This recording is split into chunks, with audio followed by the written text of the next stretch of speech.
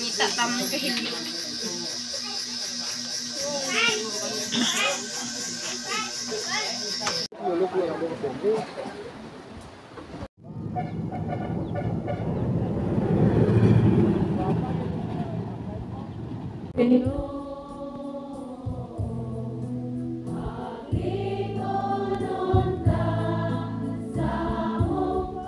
Misa is the highest form of communal prayer. Kaya naman mangyari kita karoon nagatilipon, nagodihalad din yung pinakamataas na pangamuyo para sa akong utod na si Agustin Senior ang balaan ng misa. Isa lang ang atong intensyon, ang pagpangamuyo sa kaluwasan sa iyakalan. Kag ang realidad sa kamatayon, isa ka realidad sa kinabuhi naton na masakit patunon. Tungod kay kaupod diri ang pagkalanggat sa mga tao na nagtaliwan.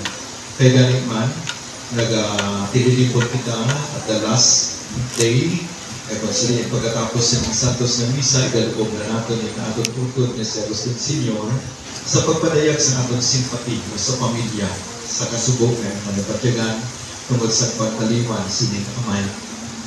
And lastly, kahigayunan man sa atong tanan sa pagpamalandong ang realidad sa kamatayon. Kaya kung kaisa doon din natin gusto istoryahan ka, hindi natin gusto hunaon ang kamatayon.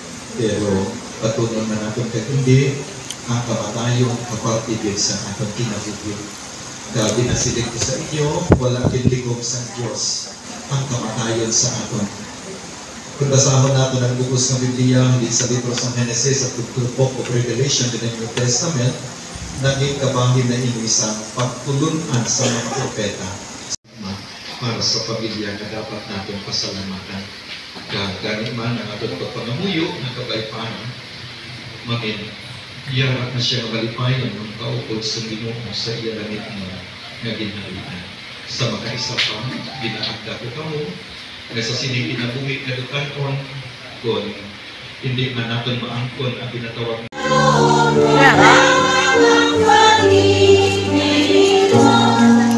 Ay, uno. Pare, labi.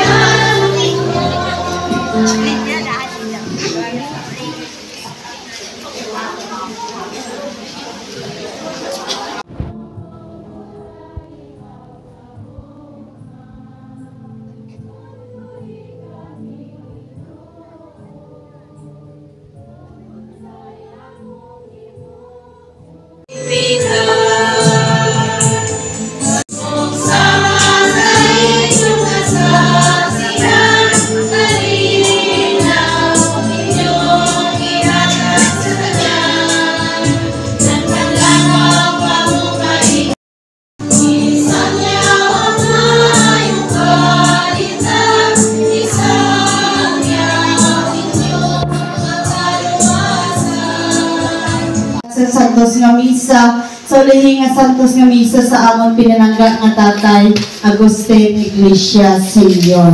Kag sa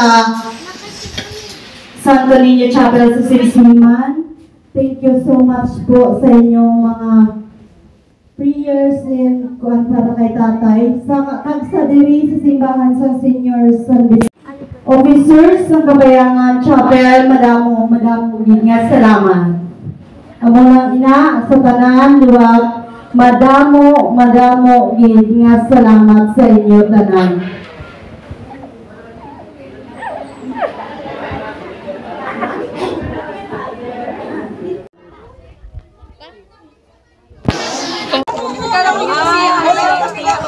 Hola, salamat sa